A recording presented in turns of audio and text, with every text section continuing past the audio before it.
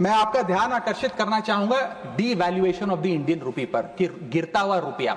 Sir रुपये आज all time लो पर है। जब मई 2014 में ये सरकार बनी थी तब एक डॉलर 58 रुपए के आसपास मंडराता था। आज एक रुपया 87 रुपीज के आसपास मंडरा रहा है, which is an all time low. Sir रुपया कोई कागज की एक टुकड़ा, कोई पीस ऑफ पेपर नहीं है। रुपया कोई करेंसी भी नहीं है। रुपया हमारी देश की प्रतिष्ठा है।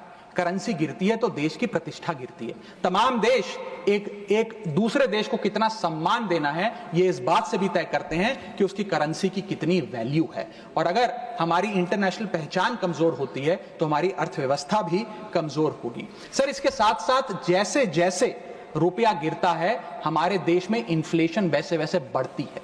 इसलिए क्योंकि हम बहुत सारी वस्तुएं इंपोर्ट करते हैं, तो इंपोर्टेड इन्फ्लेशन भी हमारे देश के टोटल इन्फ्लेशन का एक बहुत बड़ा हिस्सा है।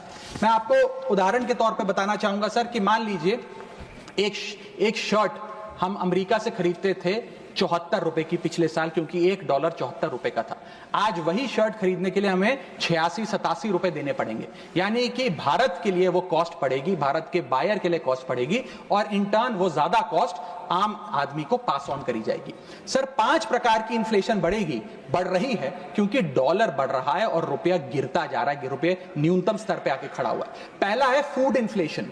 सर भारत एडिबल ऑयल्स और पल्सेस बड़ी मात्रा में इंपोर्ट करता है। भारत की खपत का 56% एडिबल ऑयल हम इंपोर्ट करते हैं और भारत की पल्सेस की कंजम्पशन का 15% क्वांटिटी हम इंपोर्ट करते हैं। जब इतनी बड़ी क्वांटिटी में हम ये चीजें इंपोर्ट करते हैं तो अगर रुपया गिरेगा, डॉलर कमजोर होगा तो हमारा फूड इन्फ्लेशन बढ़ेगा। दूसरा इन्फ्लेशन जो बढ़ेगा वो है एनर्जी इन्फ्लेशन। सर हम अपने क्रूड ऑयल यानी कि पेट्रोल, डीजल और जेट फ्यूल्स जिसे मैं कहूं उनको इंपोर्ट करते हैं। 85% भारत की जितनी खपत है उसका हम क्रूड ऑयल इंपोर्ट करते हैं अन्य देशों से। उसके अतिरिक्त कोल और नेचुरल गैस भी इंपोर्ट करते हैं। जब रुपया गिरेगा तो ये एनर्जी बास्केट की जो वस्तुएं हैं इनका दाम भी बढ़ेगा और ये और महंगी होती जाएंगी। और जब पेट्रोल डीजल के दाम बढ़ेंगे तो हर चीज पर इंपैक्ट आएगा, चाहे वो रोटी, कपड़ा, मकान, सब्जियां, फल और दूध ही क्यों ना हो। और इसी के चलते जब क्रूड ऑयल अंतर्राष्ट्रीय बाजार में घटता भी है हम उसका लाभ अपने नागरिकों को नहीं दे पाते, क्योंकि भारत सरकार की तो जेब ढीली ही होती रहती है, क्योंकि रुपया गिर रहा है, ज्यादा रुपया हमें देना पड़ता है डॉलर खरीदने के लिए। सर तीसरा इन्फ्लेशन जो डीवैल्यूएशन ऑफ इंडियन रुपी के चलते होगा वो है हेल्थ केयर इन्फ्लेशन।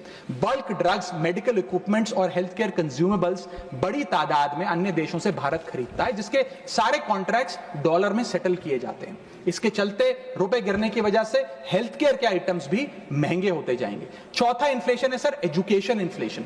लाखों लोग, भारत के लाखों बच्चे विदेश में पढ़ाई करते हैं।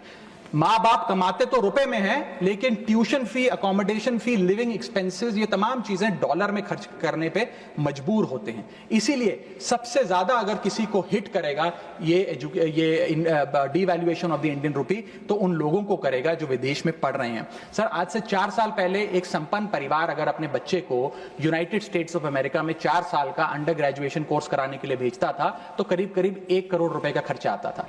आज क्योंकि डॉलर इतना मजबूत और रुपया इतना कमजोर हो गया है, ये अमाउंट बढ़ के 2 से 2.5 करोड़ रुपए हो गया। सर इसी के साथ साथ मैं बताना चाहूंगा कि 5वीं बड़ी इन्फ्लेशन जो इस देश में होने जा रही है गिरते हुए रुपए के चलते, वो है electronics inflation. Sir major electronic components Bharat import करता है। सर समाप्त कर रहा हूं, भारत इंपोर्ट करता है। इन सारे इलेक्ट्रॉनिक आइटम्स की सेटलमेंट यूएसडी में होती है।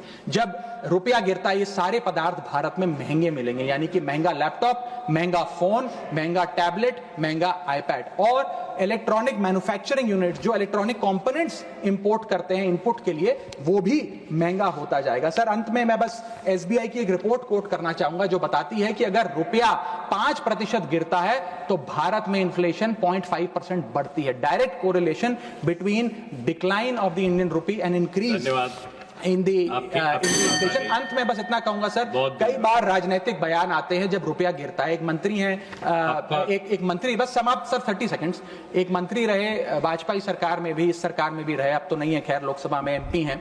उन्होंने एक बयान दिया था जब रुपया गिरा था। उन्होंने कहा था the worth of the Indian rupee against the dollar was equivalent to Rahul Gandhi's age when UPA came to power. Today, it is equal to Sonia Gandhi's age and very soon it will touch Manmohan Singh's age. Sir आज लोग वो कहाँ हैं? आज क्यों नहीं बयान देते? आज रुपए पे क्यों नहीं चिंता करते? अब कोई ध्यान क्यों नहीं देता? रुपए पर बयान क्यों नहीं देता? रुपया तो हर दिन गिर रहा है, अब कोई रुपए पे गिरते रुपए पे ज्ञान क्यों नहीं देता? ये मैं पूछना चाहूंगा। बहुत बहुत धन्यवाद। Thank you. बहुत धन्यवाद।